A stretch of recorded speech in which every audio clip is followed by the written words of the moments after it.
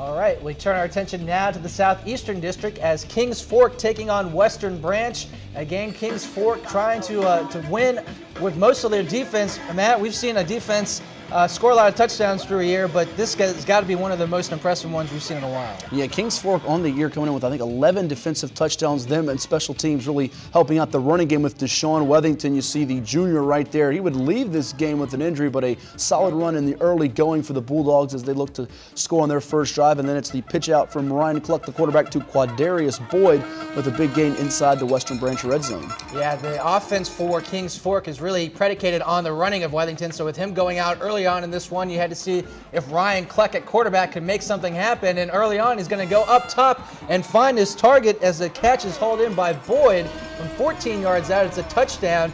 And you'll see here in the replay a bit of a surreptitious bounce for Cluck as it falls in the hands of Boyd, just outstretched past the arms of the defender. Western Branch almost coming up with an interception there in the end zone, and the extra point would be good for Wall. So Kings Fork with a 7-0 lead. This game extra important because the winner can host in the playoffs, whereas the loser will probably have to go on the road. That's right, Matt. Always big for playoff implications. And defensively, it's Kings Fork coming up with yet another score, as this time from 38 yards out, the touchdown by Tyler Brown, returning the Corey Gray fumble, not something we're accustomed to seeing from the usually sure-handed Gray. Tyler Brown with 2 defensive touchdowns earlier this year against Great Bridge, now getting another one here. Now Corey Gray running the football for Western Branch. You see why he's been over 1,000 yards on the year as he gets the Bruins a chance to strike back here. Fourth down here for the Bruins, and they need to convert this to stay in the ballgame. Quarterback Daniel Griffith is looking toward the end zone. It's just off the hands of his intended target, and that catch was almost hauled in by Maurice Davis, as we'll see on the replay. A quick slant route. Davis had his hands on it, but just couldn't hang on to it as he falls into the end zone, and a tough break for the Bruins as we go to the second half. A missed opportunity for them as they're down 14-0. They had several of these in the game, 3 turnovers too, but Daniel Griffith right here cannot get them on the board as he's intercepted one of those 3 turnovers. Kane Miskell, the Old Dominion commit, with his 7th pick of the year, and he was thinking touchdown. He's got 4 pick sixes this season. Just a very opportunistic defense for the Bulldogs, Matt. What can we expect for them come playoff time? Well, they got to go through the likes of Phoebus and Lake Taylor and many others in 4A, but you see right there that Western Branch defense making them pay. They'll need the passing attack to really sharpen up here if they want to go far, and you see right there again another interception by that Kings Fork defense, Chris. This time it's Taekwon Weston.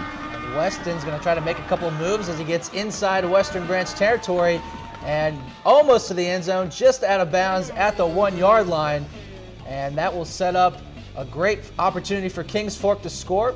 And here they've got the ball now as Cluck is going to try to run the reverse, but it's going to be in trouble as Boyd gets out of it and finally is taken down inside Western Branch territory. Western Branch come up with a stop inside their own 5-yard line to stay in it. Down 14 points there late in the second quarter now. Western Branch with Daniel Griffith trying to get the running game going as Corey Gray hasn't had his typical night, and this time he finds good yardage near midfield.